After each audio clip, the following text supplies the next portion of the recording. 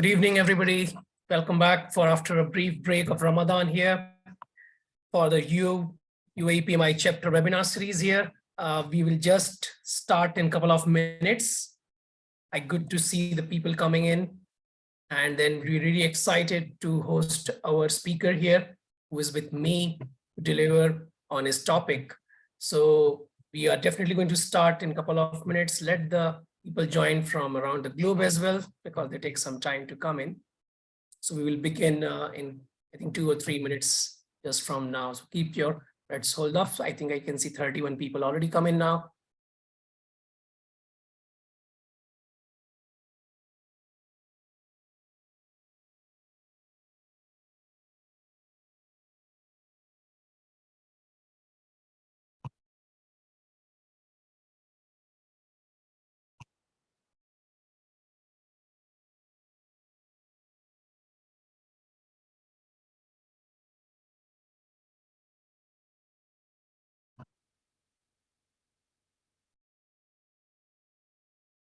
Good evening, everybody who is putting the messages on the chat. Good evening to all of you from wherever you're joining us. It's a pleasure to have you with us in this webinar series.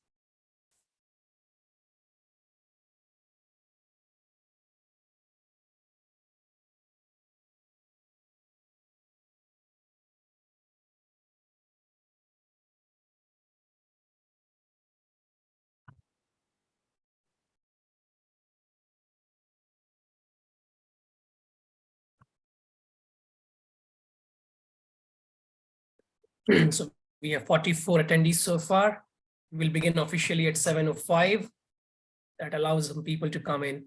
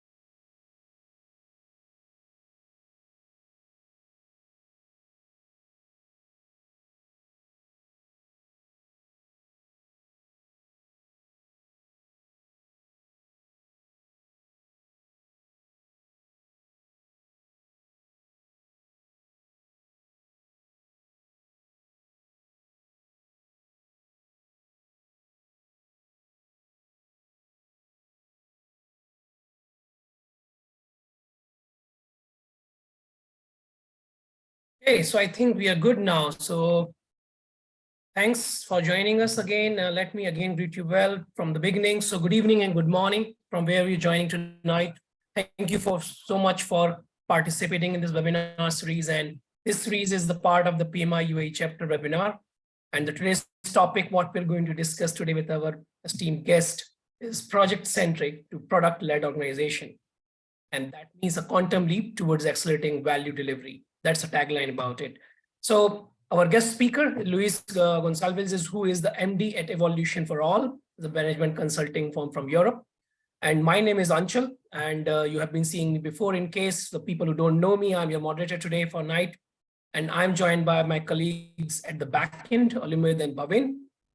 I'd like to explain some housekeeping notes and what to expect from our this webinar for an hour, 15 minutes something. Before we launch on our webinar topic, we will follow the set agenda tonight.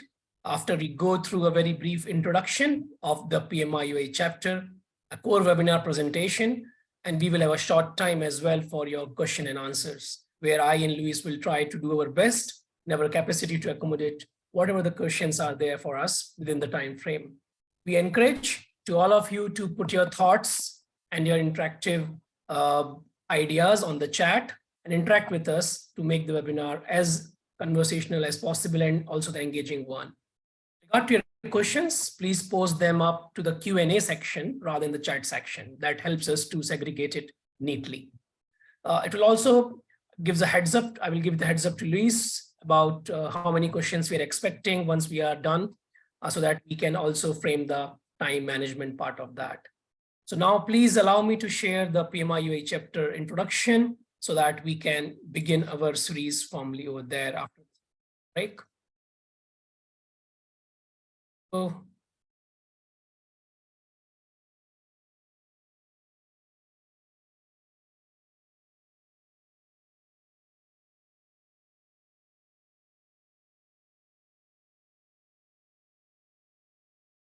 okay, so here we go. So as I said, we are the Project Management Institute, and we are a world leader. So we work on your behalf to advance the project management profession worldwide. And this is our vision of UAE chapter. This is neatly being done very recently, and we are really happy to share it in reality fact with you in this new slide with you. And this is our mission, which is clearly disrupting creating the value driven to our chapter members and our partners so that we become agile, innovative, and productive in a platform for growth of the project economy. So this is the mission for our chapter. And our chapter is the country's chapter for the US-based Project Management Institute, run 100% by the volunteers. We are proud to be in the top 5% of the chapters globally in terms of members, and also we are growing each day. We're passionate about project management, professional and personal development, networking, and education. So in turn, we are dependent on all of you to make our chapter activities as interactive, as invigorating as possible. Please contribute with your activities through interesting talks, presentation, question and answers, corporate sponsorship, and help us as a volunteer as well. This is the slide which shows us all our chapter board president, Mr. Adil Sultan, and the respective board directors as well.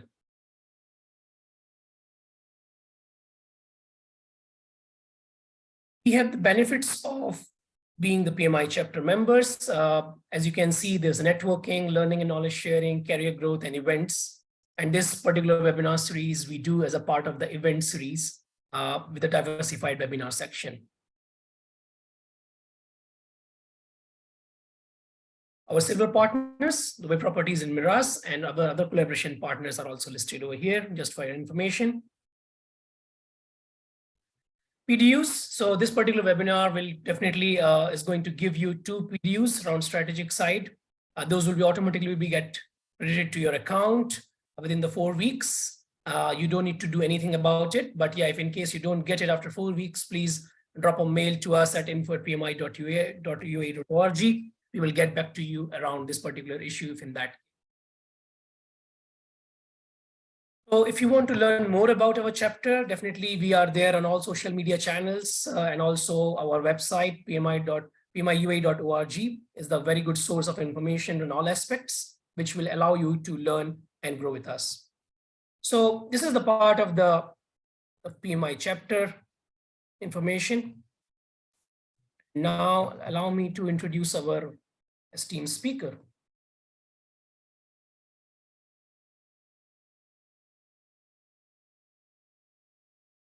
Okay, so about our speaker who is going to take us with his topic today, let me say something about him because it's very important for us to know that whom we are going to speak the time with. So he's one of the speakers who did the session at DIPMF at 2023 as well. He did the session on value management. He's a trainer on value management and other project management topics as well with us. Also, he is a wonderful person itself and renowned author, entrepreneur, management consultant, and he's known for his expertise in organizational development and leadership areas. He also has been writing the books. Some of them are, I think, Organizational Mastery and Adapt, which have helped countless organizations to improve their digital product delivery capabilities to achieve their right goals. So before I go ahead, I think I will let the table go to the Luis. So you can go over there. Over to you, Luis. Thank you. Thank you so much. Let me see if everything is okay. Can you please just confirm that yes. you can see everything? Okay, so yes. let me. You're good. Good. So let me try to wait a second. Let me just try to take the stuff from Zoom, because it was really just in the middle of the screen and I could not take it off. No problem. Good. So you can see it, right? Yep, full screen. Go ahead. Okay, so thank you so much. Before anything else, welcome, ladies and gentlemen. So it's a pleasure. It's always nice to be here. I love to do this kind of talks. I love to share my knowledge. So thank you so much for the opportunity. And I hope you enjoy. We'll have some time at the end. I just post my LinkedIn in the chat group. So if you guys wanna add me, go for it. It's always a pleasure. You can always contact me. So who the heck is Luis Goncalves? So Luis Goncalves is a Portuguese guy, but he left a Portuguese guy that his background is engineer. So I took a degree in software engineer. I was a software engineer for a couple of years, and I left Portugal almost 20 years ago, even if I'm kind of spend a lot of time here in Portugal right now. I'm in Lisbon, but I'm a software engineer that left Portugal and went to Finland. I spent some years in Finland, and now I spend since 2009. I spend a lot of time in Germany. Had some customers in Saudi Arabia. I was in Dubai a couple of months, so I'm all over the place. So I hope that you enjoy.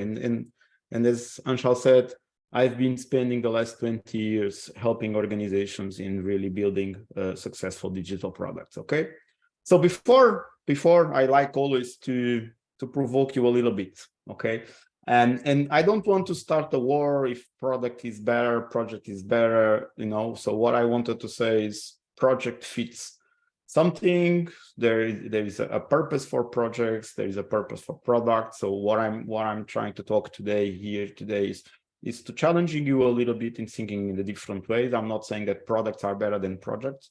That's not the point of it. I'm just challenging you that sometimes a lot of us do digital product develop in the project way, and maybe products are a better way. But as I said, I don't want to cause any discomfort saying one is better than another. I think both are great depending on what we want to do. But I want to start this talk asking you. So if you have something, if you have a product, a digital product that is done on time, with quality, on budget, would you consider a successful project? Most of you, I would say that yes, you would succeed. You would consider it successful. But now I have a question for you, right? And this is where I started to provoke you. Imagine that all of you have some nice phones on your hands, right? We have thousands of apps in our phone, but we don't install all the apps that are on the marketplace, right? Because a lot of the apps don't serve any purpose. But even if those apps were done on time with quality within the budget, right? Did they serve any purpose? Did they solve any of your problems? Probably not. That's why you don't have them, right? So what I wanted to challenging you here and then start this webinar is maybe on time with quality and within the budget is not enough anymore, all right? So we may need something different. And this is a little bit what I want to talk today. So I told you that I left Portugal almost 20 years ago and I went to Finland. I did not tell you where I went. So Nokia was the company where I joined. So really, really fantastic company.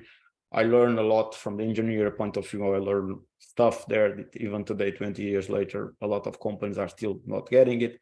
But it was a really, really good company to work and to learn a lot. And Nokia started with the whole this Scrum, Kanban, etc., whole this agile transformation in 2004. So I was very lucky to be there and to learn a lot of the things that I were the beginning of my career and were what gave me possibilities to be here with you. But I want to talk with you about why Nokia went down, right? So, and this is, you will understand, I try to create this presentation like a story so that there is a sequence so that you understand why I am where I am today. A lot of people, and there is a lot of case studies explaining why Nokia died. From my point of view, the biggest one was nothing as what we see in the universities, on the MBAs and whatever. So it was purely arrogance, right? Why I say that it was arrogance? Well, very simple, because when the iPhone came into the market, there was a lot of arrogance, internal arrogance, making even fun of iPhone and Google. Google say, oh, basically these guys don't understand anything. They are search engine. They don't understand anything about mobile phones. So how the heck they want to enter in this market? And the iPhone at that point did not have a basic feature like copy paste. So they were mocking the whole entire iPhone. Say, oh my God, now they are doing iPods, and now they think that just making a phone is just allowing the iPod to make phone calls. They don't even know how to do copy paste, or it's not even supported. So there was a lot of arrogance within our company, unfortunately. And of course, we all know what happened in after 2007. The phone, the company started to went down. So what I wanted to, the first slide, what I want to do with this slide is never ever believe that we are too big to fail, that we are too big to not go down, right? So if you take something out of this webinar, always think that maybe what we did in the past is not enough to allow us to survive in the future, right? So do not be arrogant. Do not think that you know it all. Do not believe that just because we were very good in the past and what you did in the past worked, it will work in the future. And of course, one of the things that killed Nokia at that time was the lack of agility. You are saying, hey, Luis, but you went there and you learn a lot about agility and a lot about the Scrum and so on, and say, yes, but what I'm talking about here is the lack of agility from the business point of view, not from the engineer. The engineer were very good at delivering stuff. We are very fast at delivering stuff. But from the business point of view, we were very slow, okay?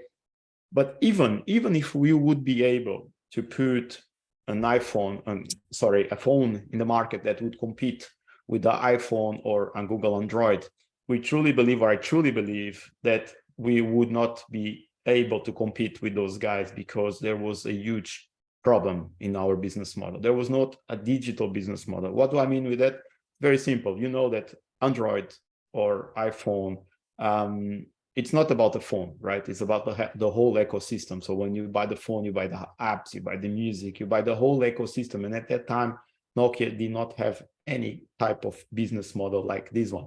So even if we would be able to put a phone out on the market that would compete from the feature point of view, from the hardware point of view, with the iPhone or Android, we did not have a really cool digital model, to a business model to compete with them.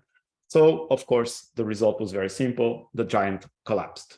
So after 2012, when I left Nokia, I worked with companies like Avira, Hilti, Holiday Check, Nord, SAP, and many others. And I started to collect all my experience because, 2004, when I joined, 2012, when I left, I started to collect all these experiences in a blog. At some point, the blog reached 60,000 monthly views, and I started to realize maybe this is the time for me to join and open my own company. So I was very lucky, and I joined. My first big huge customer was Metro. Some of you might know it as Macro, so depends on the company or on the country. So Metro is a retail, Metro/Macro is a retail supermarket shop. And at that project, we had 2,000 software engineers and we had $2 billion budget. And again, 2,000 software engineers, not 2,000 people. It's not 2,000 employees, 2,000 software engineers, right? So it was huge. And of course, what we're supposed to do there, we were supposed to do a huge restructuring, huge transformation, and really create a successful digital product company. But when we arrived there, what did we see? Well, we saw what I think most of you see in most of the organizations. There was too many silos, lack of agility, speed, and a very toxic political environment. We were using a lot of this magic triangle. So meaning we're very focused in delivering stuff on time with quality within the budget, but we were not very concerned if any of the things that we were actually delivering was fulfilling any of the customer problems. So we were much more concerned in delivering stuff than actually measuring if that stuff that we were delivering was solving any meaningful problem to our customers. Traditional budgeting process. So we will talk a little bit more about that, but for my experience, in 99% of companies all over the world still use a traditional budgeting process. What does it mean? It means that at some point in time, once a year, here in Portugal, usually September, October, the same in Germany, I believe, where all the departments come together and they spend like 2 to 3 months filling up beautiful Excel sheets, trying to figure out how much money they will need the next year so that they can manage their own department. I'm pretty sure most of you already saw this. I saw many companies spending a huge amount of money in sofas, in beautiful paintings, in beautiful flowers, just to make sure that we spend the budget and we will not lose that money in case we need it for the next year. So I'm pretty sure that you believe and you agree there is much better ways to spend the money than in flowers or in sofas or in paintings, just to make sure that we don't lose it. I will talk about it, but this was the traditional budgeting process that company was using.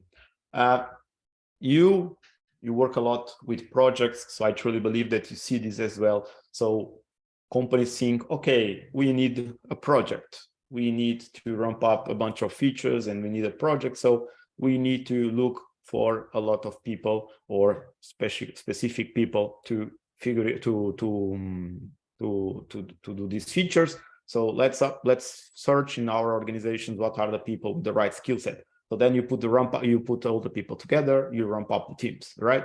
Then the project is done, then you ramp down the teams and everyone is going on their own business, and then starts another project, and again the same thing over and over and over again. And we will talk a little bit about it, and I have a better suggestion for you. And all the projects had a beginning and end, leading to a huge waste in governance, right? So as I said before, every time we want to start something, usually we need to have a budget approval, we need to have a bunch of requirements, usually a lot of approvals from the architectural department, QA, development, etc., etc. So it was not that uncommon. I worked in several customers where all this process until from the beginning, from where the point where we want to start something until we actually start to develop something, it takes easily between 6 to 8 months. I'm pretty sure this is a number that it's very common, and you saw this already. So imagine 6 to 8 months waiting for something to be done just to ramp up the thing. So this is how it was done. Value deliver a lot at the end of the development. So does not mean that every project company or every project is always delivered at the end. At this specific company, we were doing waterfall at that time, so a lot of the value was delivered at the end. Okay, and of course, because everything was delivered at the end, we were doing stuff, we were working for months, and the learnings were just coming at the end of the period. No innovation, because we were very focused on the magic triangle, features on time with budget. So no really time to think about innovation, no really time to think how can we bring new disruptive ideas, new incremental innovation into our product. So I talk a lot about problems, and I believe you connect with some of them, maybe not all, maybe some with all, but you saw this. So what can we do, and what actually did we do to help this macro metro to succeed? So the first thing we did was we identified with the executive management and with the senior lead architects, what were these 2,000 people, what were those companies or the teams, sorry, let me start. Out of these 2,000 people, we identified possible startups. And out of these startups, out of these 2,000 people, sorry, we identified 12 startups. So these startups were startups that could take 1 or 2 or 3 products by themselves, and they would have a business model by themselves. So instead of having a huge company with different departments, we broke that company into several startups, which each startup had its own business model with their own products. And of course, each startup has its own dedicated teams. Now you think, Luis, but are you crazy? Because if every startup has its own dedicated teams, it means that the cost of salaries will increase drastically. Yes, it will increase drastically, but we need to think about something very special and very important that a lot of people do not think. And I will make one very provocative question now. So now we are in 2023, and we are using organizational design as we were using 100 years ago. Now, think a little bit about it. 100 years ago, we were building companies for the industrial era. We were building companies for manufacturing. We were building a company that was designed for cost optimization. Nowadays, 2023, we are not in the industrial era anymore. We are in the digital era. We are building companies, in our case, specifically to this webinar.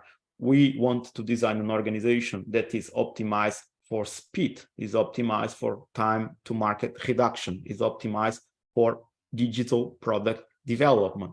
So don't you think it's very strange that even if it's something completely different from what we were doing 100 years ago, the organizational design is exactly the same? Yes. So the thing is, we need to optimize for speed. Therefore, we need to have dedicated teams, and the cost of the salaries, of course, will increase, but because we will become much faster, we can put features and products much faster into the market, and with that, we can get revenue much faster and more money faster. And that, if done wisely and in a proper way, will compensate the cost, the extra cost of adding salaries into our company, right? So remember, now we are in the digital era. We want to optimize for speed. Therefore, we want to have dedicated teams, always 100% dedicated to the product, so that we can put stuff fast in the market, so that we can get money faster, so that we can increase our revenue. And the success of the startups were defined by business outcomes using OKRs. So again, a little bit shifting the focus from on time, on budget, with quality to OKRs. Some of you might not know what OKRs stand for. So OKRs stand for Objective Key Results, okay? This is the tool that a lot of people is talking about. I noticed that in Saudi Arabia, in Dubai as well, when I was in Dubai a couple of months ago, a lot of people is talking about. This is a tool that became very, very popular because this tool was created on the 70s by the founder of Intel. And at that time, there was a guy called John Doerr that was working in Intel. And John Doerr was one of the early investors of Google. So John brought OKRs to Google, and then he wrote in 2017, if I'm not mistaken, a book called Measure What Matters. And then OKRs at that point suffered a huge boom in popularity because the book became very popular, and now everyone is looking at OKRs, okay? So for you, OKR stands for Objective and Key Results, and it's kind of a management, don't take me literally, but for you to understand for the purpose of this webinar, it's kind of a management by objectives tool, but much more a lighter one and a faster one, allowing the company to really adapt and translate the strategy into daily operations in a much faster and leaner way, okay? So the success of these 12 startups were measured by business outcomes. Imagine one very interesting example that I have. For example, these guys were 2,000 people because they had development centralized in Germany and in Romania, but they were developing products for the entire globe. So imagine France had requirements, Hungary, Portugal, Spain. So these guys were working as a factory, IT software development factory, but were receiving requirements from all over the place. Now imagine the shift. All these countries started to give the requirements. Instead of giving them in requirement format, they started to use objective and key results. So they started to measure, they started to deliver to us requirements in the format of business impact. So we want to do that because we want to impact the business in this way. Imagine how the game is shifting from features to business impact and to business outcomes. Every startup started to have its own budget. So, and this lean budgeting, it's a very modern way to apply budgeting in our organizations, meaning that each startup has a bag of money, and every 3 months, they look at the entire amount of people that is in that startup, and they think, okay, what are the costs that we need to have for the next 3 months? And this includes every single person that works inside of that startup. And basically they make the calculation. And then when they reach the next quarter, they think, okay, the previous quarter we spent X. So maybe if we only put it X plus 10%, we are pretty much covered. And you can actually apply a little bit of lean budgeting as you apply story points in agility. So in agility, as you know, software development teams use story points most of them, and they see, okay, in this sprint we did X amount of story points, next sprint did the same. So they have an average of story points and they know the capacity of the team, so they don't want to bring more story points to the team because they know they can only deliver that. With lean budgeting, you do almost the same. So you know how much you spend on the first quarter, then on the second quarter, then the third quarter, and then you start to realize that you have an average of spend during the last 3, 4, 5 quarters. And then the process of lean budgeting becomes very, very, very lean because you start to have some history and you start to be able to calculate in a very fast way the money that you will spend. Of course, what I'm telling you, it's a very simplistic way, but it's just for you to understand. What is the beautiful thing of this? Imagine that you have, like in this picture, 4 products. So you start to the first year, the beginning of the year, with these 4 products.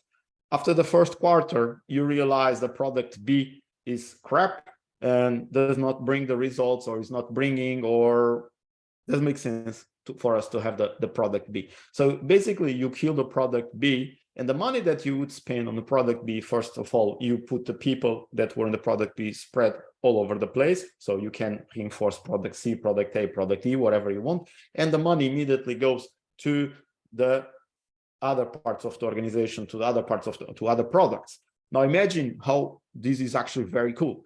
Every 3 months, you have the possibility to not change your entire backlog as you do in Agile, right? So every 3 months, usually you have a release with the sprint backlogs, and every 2 months, every 2 weeks, you change the product backlog as you want. But now think this is a very organizational, or from the organizational point of view, imagine how cool this is.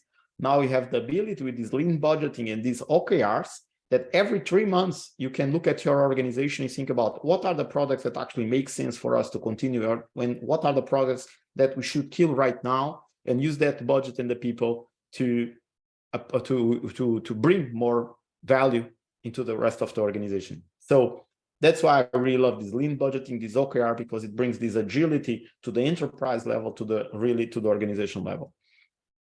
All the startups started to take into consideration the cost of delay. So as the name says, cost of delay is the cost or the money that you are spending or not getting for not having the features out in the market, right? So we had the OKRs, so business impacts, and within these business impacts, we had a bunch of features that were costing us more or less. So with the cost of delay, we were able to calculate what were the features that were making us losing more money, and with that we could develop those features at first to save company money or to bring to the company more money faster, and with that increase the revenue, right?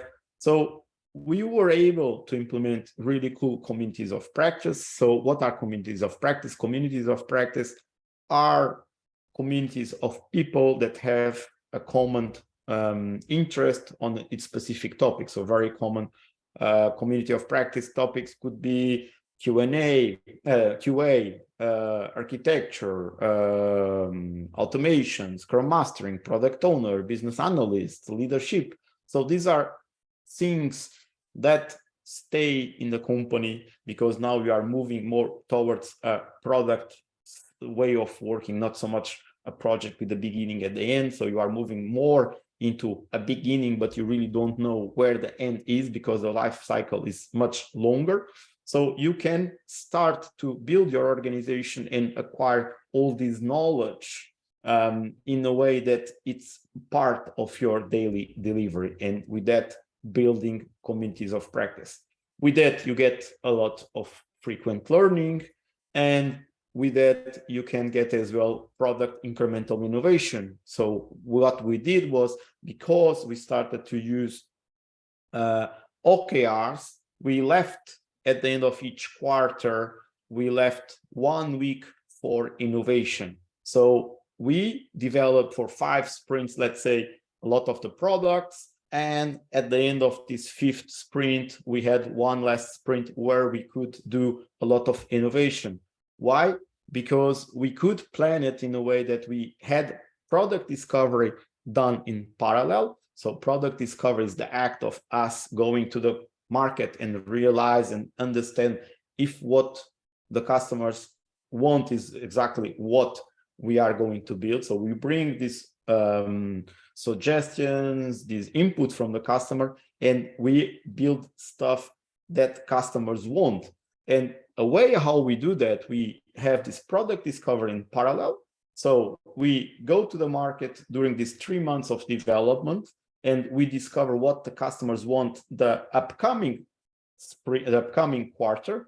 And then we use this product incremental innovation with tools like design thinking, Google Sprint, and many other tools, where in 1-2 weeks, we can bring all these ideas that we collect using product discovery and validate that actually what the customers want, it's what we are going to deliver. Because with these tools like design thinking and Google Sprint, we can actually create a lot of realistic prototypes to show to the customer and validate this is what they want.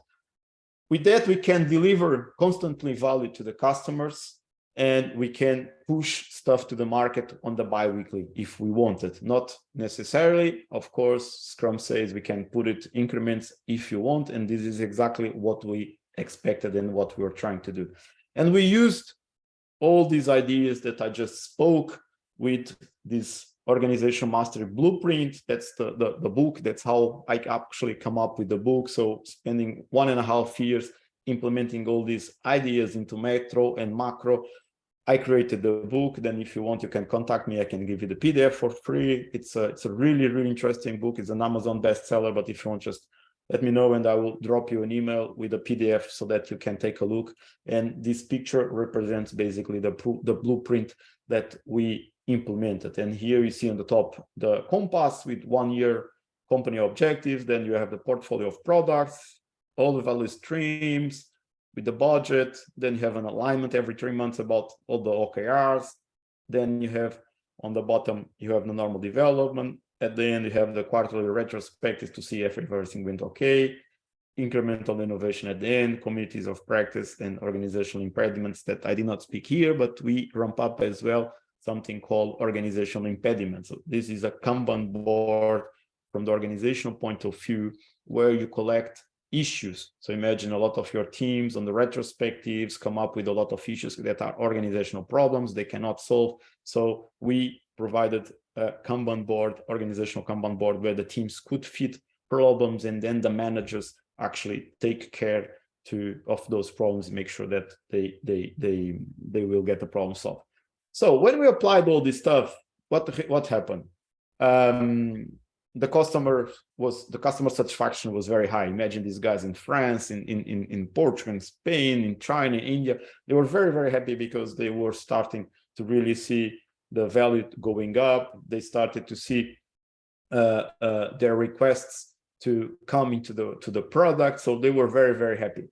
But something was missing. So I applied this for 1.5 years. Something was really missing. I was not completely happy because we were doing digital product development still. We were not able to attract, educate, and inspire customers. So the sales funnel for our digital products was still missing. There was something that I was not very happy. We did not have any data strategy in place to understand how our customers were using our products. And this is very typical from companies that I worked when they think a lot on the project way of doing things. So we have a project, we do it, we deliver, and that's it. But then that project itself would generate thousands and thousands of different interesting points of how the customers uses our product, and we don't even carry that. So that was really stressing me up. And then COVID came, right? So everyone was at home, everyone stayed at home, and a lot of people got frustrated. And Luis took this time to actually think a little bit about these whole ideas. So that's how I came up with this ADAPT methodology. So the ADAPT methodology is a digital product development framework to help traditional companies to adapt to product companies. And those let's say this methodology has five pillars approach. So how do we build a complete digital funnel for our product data? So how do we generate insights to understand how our customers are really using our products and be able to generate new business models and new ideas to get money? Agility, well, agile ways of working, products, so the whole product strategy, business model for a digital era, and transformation, which was this organizational mastery. So how do we transform the entire organization structure, right? So as a result of these things and this methodology, what I noticed in Germany and here in Portugal as well, a lot of customers started to get recognition. They started to get to be called to speak in conference. The profit increased tremendous because we actually reduced a lot of waste. We helped the companies to make it become more effective and efficient. And with this all OKRs, with this whole strategy and business impact, we actually help companies to become very aligned and understanding finally what the heck we are doing as a company. And of course, because we can align everyone and companies and people. And they told me very many times, they told me the software developers, Luis, for the first time, I understand how actually we are doing what we are doing and how we are impacting the company on the daily basis. Okay. Because finally we understand how our daily work is connected to the bigger audience. And of course, the customers started to really adore the way how we produce stuff. Again, like I said, the stakeholders in all the different countries really started to love because they started to get involved, and finally the product was really doing what they were supposed to do and what they expect with the whole product discovery, with the objectives and key results, by showing what the business is expecting, by the product discovery, by the innovation. Really, we started to create something really cool. And we did the same with Paribas, we did the same with PHC, and we always apply this agility product transformation part, okay? The approach, the funnel part, and the data was missing. So that's why I want to finish this webinar explaining for you or giving you ideas, how could we think on this approach and data for Metro. So it's very simple. There is a company here in Europe called Leroy Merlin, which is basically a company that has a lot of, it sells construction material. But imagine this, these guys sell construction material, but the interesting part is they have a huge YouTube channel with thousands and thousands and thousands of videos, do-it-yourself videos. So now imagine this, how smart these guys are. So they create thousands of videos about how to renovate your house, how to install windows, how to install doors, everything what you can imagine, how to do stuff at your place, right? And at the end of the video, say, hey, by the way, we taught all about how to do this kind of renovation, but you don't even need to think about it. Just click on this link and we take you directly to a cart where you can access to all the material that was used in this video. Now, imagine how smart it is, right? So you are a supermarket, you are a shop that's very traditionally very physical, but in reality, you are creating a lot of content to actually educate and inspire the customers. So here was YouTube, but you can think about blog posts, infographics, podcasts, weekly videos, webinars like this one, and so on and so on and so on. What I'm trying here to challenging you is, what is your content strategy to really move your company from a traditional project company where we have a beginning and we have a finish line towards something that has a beginning, but it will last for a lot of years? And how are we going to attract and inspire customers to use our product during all these years? And the data pillar, Metro was doing something very interesting. So at that time, it was not me, there was a company there doing it, that they were kind of studying a lot the uses of how customers were using the shop. And they were actually noticed that from the moment that they registered into the shop, after 2 months, if they were able to help those customers to purchase 7 times, if I'm not mistaken, they would become loyal customers during 2 months. If during these 2 months, those guys were not making 7 purchases, they were not becoming loyal, right? So what do they do with that? Basically, they activate a very interesting campaign for onboarding to make sure that all the customers that were registering, they were trying as much as they could to make them to make 7 purchases and help them to have a really great journey, so that they would become very loyal customers. Another thing was they started to use data to analyze, for example, to get data from the weather. They knew that if the weather was very hot, the consumption of beer and refreshments, drinks would increase. So they were playing quite a lot with the temperature of the environment to manage the stock, and with that save a lot of time and money with the stock. Okay, so this was those 5 pillars that I wanted to bring to you. And here I would the last slide that I want to leave to you so that you can think about it. A lot of people ask me, so what is the difference that we need to take into consideration? You can take print screens, you can do whatever you want with that. But basically, what is a project versus product? And what if you want to move a traditional project company to a more product-oriented company? What should I take into consideration? So on the project side, there is more traditional. On the product, lean budgeting, defined by output, defined by how customers or how we solve customers' problems, fixed requirements, adapt to changing needs, ramp up teams, ramp down teams, dedicated long-lived teams, lead by a project manager, lead by a product, short with the beginning at the end, long-lived until the end when the value of the customer ends, doesn't always have a standalone value.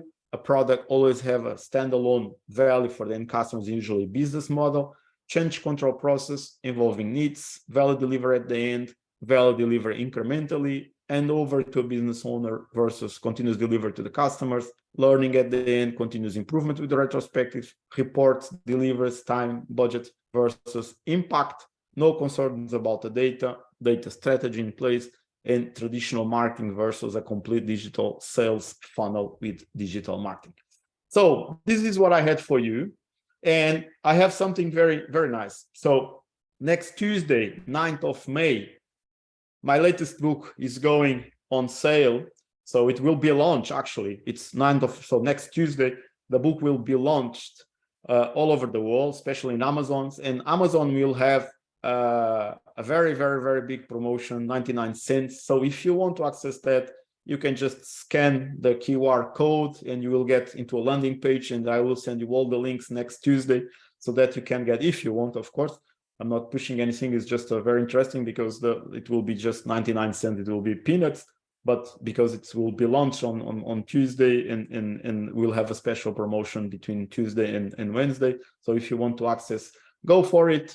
And thank you so much. It was really huge pleasure. And now I think we can jump into the Q&A, and I hope that you really enjoyed the webinar. Thank you. Great stuff, Luis. Great stuff. Really inspiring, your journey, what you started with, the story part, what you spoke about, how did you land up to Nokia, what the learning did you capture from, and then apparently you started creating the startup mindset, and then from startup mindset, the lean budgeting, and finally coming to the adapt methodology.